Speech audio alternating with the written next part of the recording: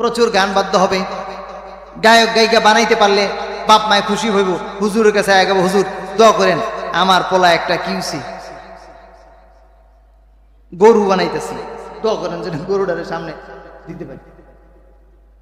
হ্যাঁ, কিয়ামতের আগে মানুষ মেয়েদেরকে উলঙ্গ করে ছেড়ে দিবে, নিজের বাবা তার সন্তানকে হাট শার্ট আটু সাটু পোশাক পরাবে। হ্যাঁ, নিজের পার্সোনাল বিষয় স্বামী স্ত্রী ভালোবাসা এগুলো পাবলিক করে দিবে, বানরের মতো ছড়াবে। মানুষ ভালো জিনিস খাবে না, খারাপ জিনিস খাবে। দেখবেন যে ডাব খাওয়ার লোক কম এই সমাজে, কিন্তু গিরিলের অভাব নেই।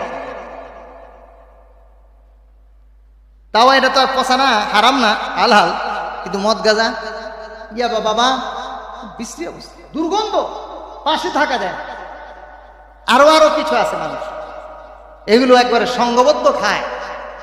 বিয়ে শাদী তো বিভিন্ন অনুষ্ঠানগুলোতে সংঘবদ্ধভাবে সবাই মিল্লা খায়। কিয়ামতের আগে ইমাম মাহদী আসবেন, জেনতেন জায়গায় আসবে না। এটা রাসূলুল্লাহ সাল্লাল্লাহু আলাইহি ওয়াসাল্লামের বংশ, হাসানের বংশ থেকে আসবে, যেখানে সেখানে আসবে না। এই জন্য ইমানদাররা ইমাম মাহদীর সৈনিক হবে। আমরা ইনশাআল্লাহ ইমাম মাহদীর সৈনিক হওয়ার জন্য পাক্কা ইমানদার হব ইনশাআল্লাহ। তৈরি আছি তো ইনশাআল্লাহ।